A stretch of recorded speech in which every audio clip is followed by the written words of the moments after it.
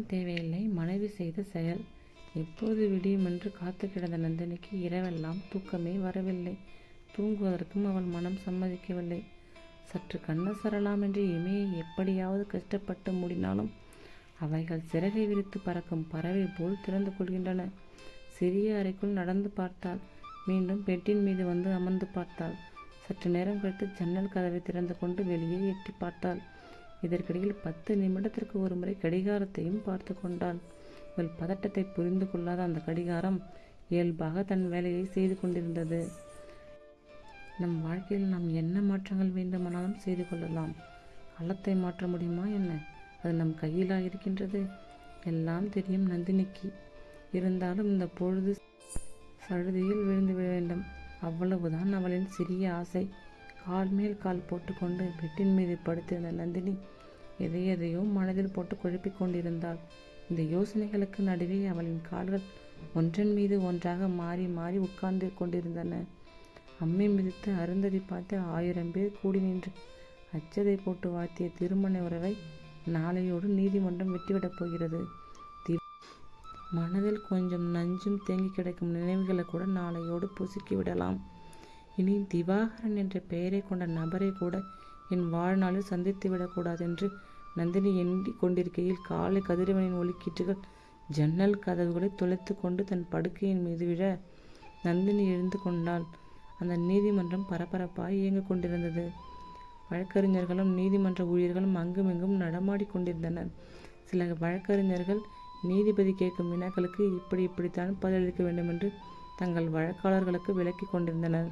சில புதிய குற்றவாளிகள் நீதிபதி முன்னர் சரணடைவதற்காக தம் வழக்கறிஞர்களோடு வெளியில் காத்து கொண்டிருந்தனர். அந்த நீதிமன்ற வளாகத்திற்குள் சரியாக 10 மணிக்கு வந்து சேர்ந்தாள் நந்தினி. அவளோடு அவள் பெற்றோரும் சகோதரனும் வந்திருந்தனர். அவர்களின் முகங்களில் சோகக்கலை படிந்திருந்தது. அவள் மட்டும் அவர்களுக்கு விதிவிலக்காய் இருந்தாள். தன் மனதை காயப்படுத்திய திவாகரனுக்கு தீர்ப்பு வழங்கும் நாள் அல்லவா? அவன் துக்கத்தை இவள் கொண்டாட வேண்டாமா? கொண்டாட்ட மனநிலையில்தான் இருந்தாள் நந்தினி. 2 பேருமே வேலைக்கு போகின்றவர்கள். 2 பேருமே ஒரே நேரத்தில் வீடு வந்து சேர்வார்கள். சேர்ந்தே சமைப்பார்கள், சேர்ந்தே சாப்பிடுவார்கள், பரஸ்பரம் பேசிக்கொள்வார்கள். கை நிறைய காசு, மனம் நிறைய ஆசைகள், இஷ்டம் போல் வாழ்க்கை. இடையிடையே கோபம், கொஞ்சல் என்றுதான் போய்கொண்டிருந்தது நந்தினிக்கும் திவாகரனுக்குமான வாழ்க்கை. அவர்கள் இந்த விளையாட்டுத்தனமான வாழ்க்கையில் ஓராண்டு உருண்டு ஓடியதே தெரியவில்லை. அடுத்த ஆண்டில்தான் நாட்களை அவர்கள் நரகமாய் ஆக்கி கொண்டனர். விட்டு கொடுக்கும் குடத்தை வீட்டிற்கு வெளியே விடும் கால் செருப்பை போல அவர்கள் வெளியிலேயே விட்டுவிட்டு வீட்டுக்குள் நுழைந்தனர். ஒருவரை ஒருவர் தழுவிக்கொள்ளாமல் பகையை தழுவிக்கொண்டனர். பெற்றோரும் மற்றோரும் உடனில்லாத நகர வாழ்க்கை. பக்கத்து வீட்டில் மனிதர்கள் இருக்கிறார்களா, விலங்குகள் இருக்கின்றனவா என்பதை அறிந்து கொள்ளும் ஆவல் கூட இல்லாத அடுக்குமாறி குடியிருப்பு வாசிகள். ஒருவர் முகத்தையே ஒருவர் திரும்ப திரும்ப பார்த்து கொள்ளுதலில் உண்டாகும் சலிப்பு, ஒருவரின் பலவீனத்தை இன்னொருவர் எளிதாக புரிந்து கொள்ளும் சூழல், இவையெல்லாம் சிறிய சண்டை என்றால் கூட ஊதி பெரிதாக்கி கொள்ளும் வாய்ப்பினை அவர்களுக்கு உருவாக்கி கொடுத்திருந்தன. சிறு தவற்றை கூட மன்னிக்கும் குணமற்ற மனிதர்களாக அவர்கள் வளர்ந்திருந்தனர். இப்படித்தான் ஒரு நாள் அவர்களுக்குள் சிறு வாய் தகராறு உண்டானது. அது கைகலப்பு வரை சென்று முடிந்தது. சிறிதாய் வெடித்த கருத்து வேறுபாடு பூதம் போல் மிக பெரியதாய் வெடித்து கீரியும் பாம்புமாய் பார்த்து கொண்டனர் நந்தினியும் திவாகரனும். பல நேரம் சமாதான முயற்சிகளை எடுத்து பார்த்த திவாகரனுக்கு தோல்விதான் மிஞ்சியது. சில நாட்களுக்குள்ளாகவே தனி அறைக்கு தாவினாள் நந்தினி. எத்தனை நாட்களுக்குத்தான் தொலைக்காட்சி பெட்டி போன்ற உயிரற்ற பொருட்களோடு உறவாடி கொண்டிருப்பது? அவளுக்கு மனிதர்கள் மீது ஞாபகம் வந்துவிட்டது. தன் தவறுகளை சகித்து கொள்ளும், தன் கோபத்தை ஏற்றுக்கொள்ளும் அப்பா அம்மா கனவில் வந்து அழைக்க தன் கழுத்தில் தொங்கிக் கொண்டிருந்த தாலி கயிற்றை கழற்றி திவாகரனின் டேபிளில் வைத்துவிட்டு தாய் வீட்டிற்கு நடையை கட்டத் தொடங்கினாள் நந்தினி. அலைபேசியில் அழுது பார்த்துவிட்டு நேராகவும் சென்று தன் தவறுகளை திருத்திக் கொள்வதாய் சொன்ன திவாகரனின் கையில் விவாகரத்து நோட்டீஸை கொடுத்துவிட்டு வாய் பேசாமல் உள்ளே போய் கதவை சாத்தி கொண்டாள் நந்தினி. அவள் மேஜர் அல்லவா? அவள் எடுக்கும் முடிவை அவள் தானே தீர்மானிக்க வேண்டும். அவள் விஷயத்தில் நந்தினியும் அப்பாவும் அம்மாவும் ஊமையாகி போயிருந்தனர். திவாகரனின் தாய் தந்தையை அவள் ஒரு பொருட்டாகவே மதித்தாக தெரியவில்லை.